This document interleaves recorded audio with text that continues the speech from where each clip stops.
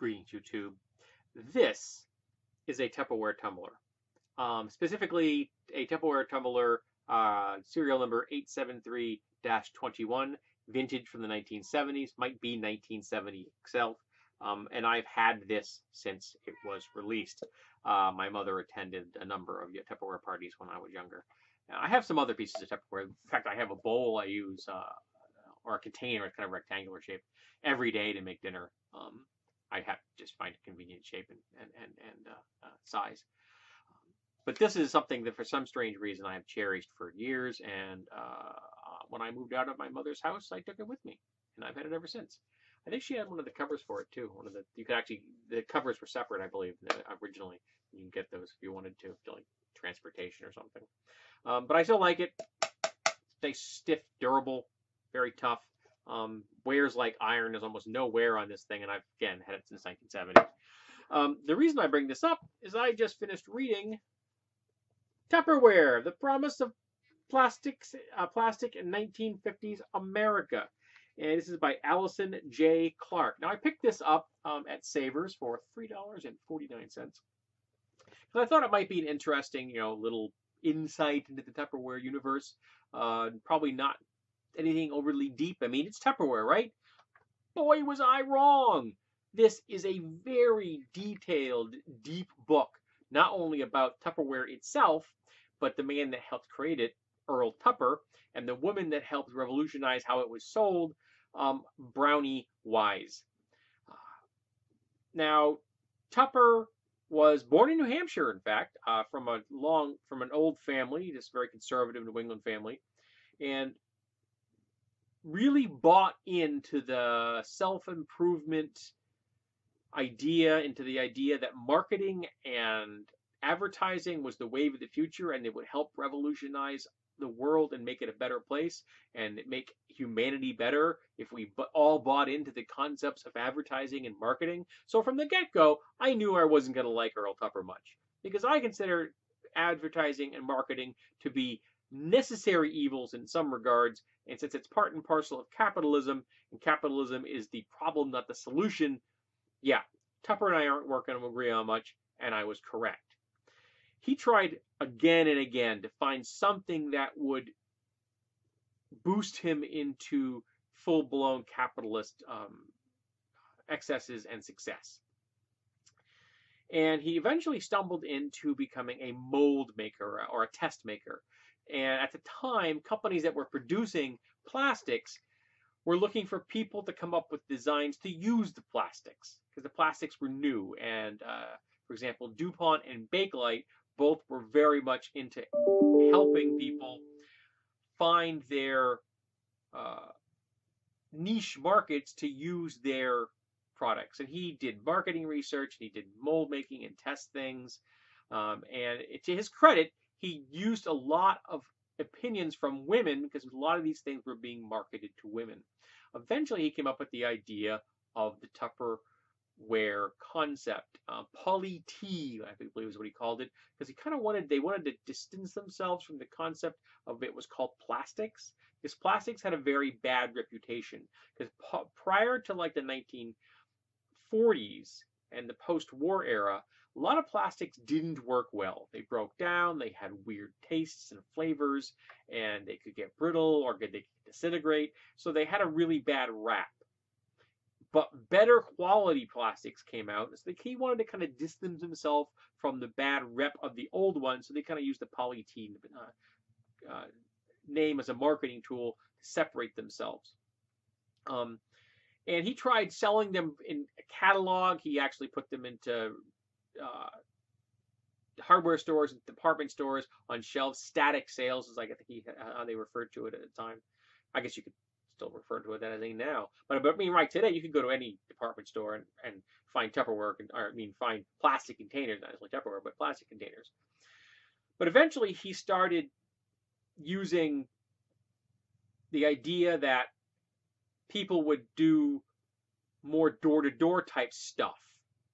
And this is not a new idea. In fact, it was not Brownie Wise that revolutionized the idea with the party sales plan, but that had been actually started in the far earlier, like in the early 1930s, by two black women to sell black oriented uh, makeup and hair products. So they really established the idea of in-house parties, which isn't shocking that a minority group came up with the idea and then it was never really given the credit for it. But eventually, Brownie Weiss had incorporated Tupperware as in an overall plan. So there was numerous things she was selling. She had got her history from door-to-door experience through the Fuller Brush Company, um, and eventually Earl Tupper realized she was really selling a lot of Tupperware, and he found her out, talked to her. They decided to do a whole marketing just for the parties, and eventually she became, I believe in 1954, the vice president of the company, which is a huge thing for a woman in that time, especially because she really became the face of Tupperware. Because Earl Tupper was a background guy. He wanted to be worried about the actual production. He was really had this religious zeal of making a Tupperwareization of America, of the world. He was very evangelical in his ideas, and eventually that kind of religious undertone penetrated the Tupperware sales model to a really deep level. And in fact, they literally built a pagan temple in Florida to Tupperware, where the salespeople would come into this as a mecca. They would make a pilgrimage to this place. And those that couldn't could get vials of water from a stream from the property, which they could then have sent to them and anoint themselves with it. I'm not joking. They did this.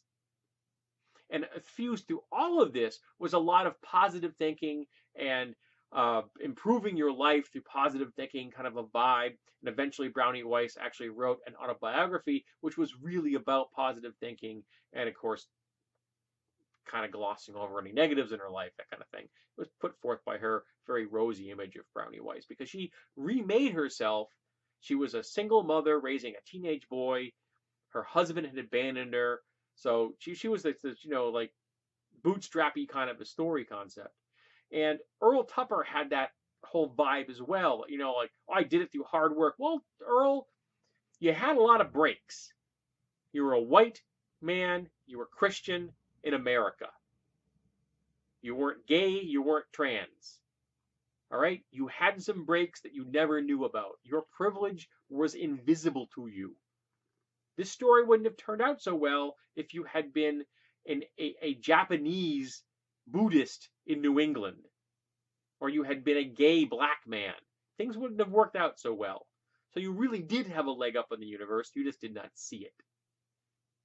And Brownie Weiss, in many ways, did as well. But she was there for like 4 years, I think, or 4 or 5 years. She was the actual vice president, but eventually they had a falling out over how certain things should be done. She was eventually ousted. There were lawsuits. Earl Tupper eventually sold the company, like I think in 1960, took a bunch of money, was so disenfranchised with the United States and its failure to, to really embrace the capitalist concept the way he thought it should be. Those darn regulations. He was very libertarian in many ways. He actually renounced his citizenship and moved to Costa Rica. And renouncing your citizenship isn't easy. He was serious. I'll give him credit for that. Brownie Weiss, she went on to a number of other kinds of corporate business models, and eventually retired and took up art and ceramics and raising her son, who lived with her for his entire life until she died, apparently, which I think is coded language for Jerry was gay and in the closet, but that's just my reading of the whole thing. I've got pretty strong gaydar, though.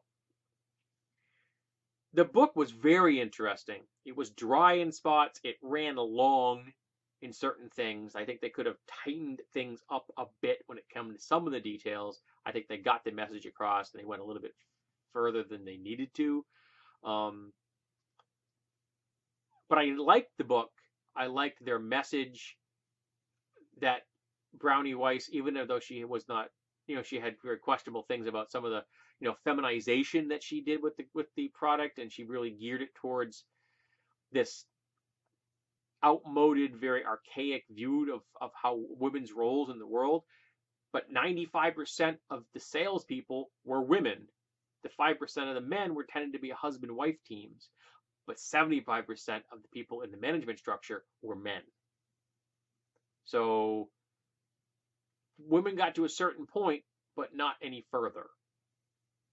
And a lot of the gifts and prizes that were geared towards these people that they could win, sometimes it was you make X amount of money you could pick from these prizes thing, tended to be very householdy or beauty or jewelry or mink stoles or designer bags, not things that would help you economically to further yourself. Some of them were like major appliances or a car. Those things could help move you forward economically, but a lot of these prizes didn't. So it was reinforcing this very stereotypical gender role thing, which is not healthy for anybody. But she did have some feminist streaks in her, and at the time she was a leader in business, and she was the first woman to ever be, I think, on the cover of Business Week, for example. So there's a lot of information in here that's good. There's a lot of discussion of politics and feminism and how it relates to capitalism during the 1950s and the 60s. So I recommend the book. It's deeper than it first appears. So don't be thinking you're walking into a softball, kind of a book. This has definitely got a lot more meat to it than I was expecting. I'm glad it was there. I was looking for something a little lighter at the time, but I didn't mind the fact that it didn't get as light. It wasn't as light as I thought it was. Because the previous book I had read was about Jehovah's Witnesses and it was depressing.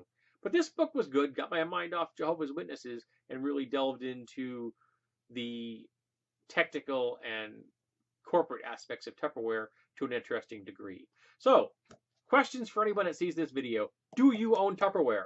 And have you ever been to a Tupperware party? I have. My mother's been to a number of them.